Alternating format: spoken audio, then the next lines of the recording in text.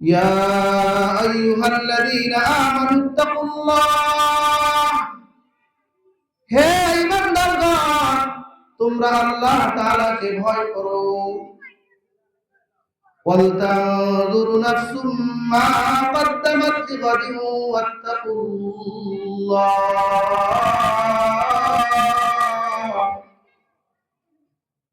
আর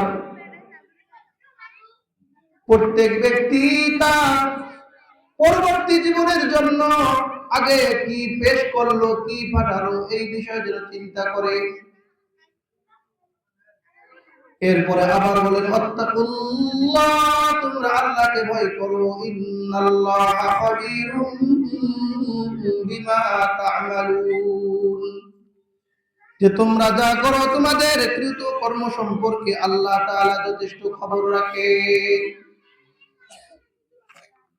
এরপর আল্লাহ বলেন ওয়ালা তাকুনু কাল্লাযীনা নাসুল্লাহা ফাআনসাহুম আনফুসাহুম, যে তোমরা ওই সমস্ত ব্যক্তিদের মতো হয়ো না যারা আল্লাহ তাআলাকে ভুলে যায়। তাহলে এরকম যদি হয় তাহলে আল্লাহ তাআলা তোমাদের নিজেদেরকে ভুলিয়ে দিবেন।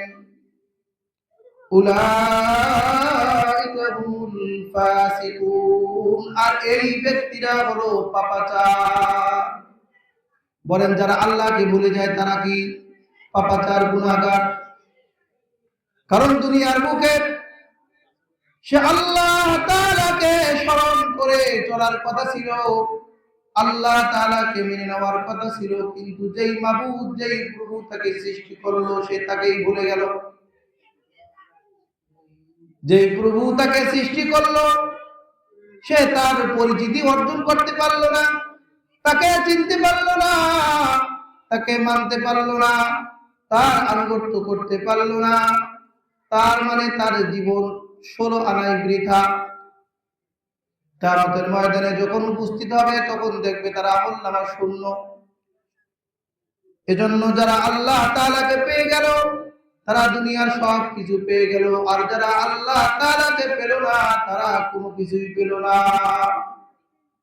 কবি বলেন अगर एक तू नहीं मेरा तो कोई शय नहीं मेरी, अगर तू हो गया मेरा फलक मेरा जमी मेरी।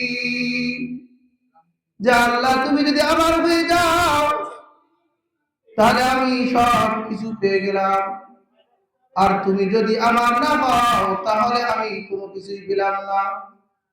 আর আল্লাহ যখন আমার হয়ে যাবে, কবি বলেন ফলক মেরা জমি মেরি, আকাশ আমার জমিন আমার। তার মানে যে আল্লাহ তাআলাকে পেয়ে গেল, আসমান জমিনে যা কিছু আছে সব কিছু তো একজন মুমিনের জন্য সৃষ্টি করা হয়েছে, তার খিদমতের জন্য, তার সেবার জন্য সৃষ্টি করেছেন। আল্লাহ বলেন ওয়া খালাকালাকুম মা ফিল আরদি জামিআ, যে আল্লাহ তাআলা তোমাদের জন্য বলেন খালাকালাকুম, আমি তোমাদেরকে সৃষ্টি করেছি, মা ফিল আরদি জামিআ, আর জমিনে যা কিছু আছে সব কিছুকে তোমাদের জন্য সৃষ্টি করেছি, তোমাদের খিদমতে সৃষ্টি করেছি।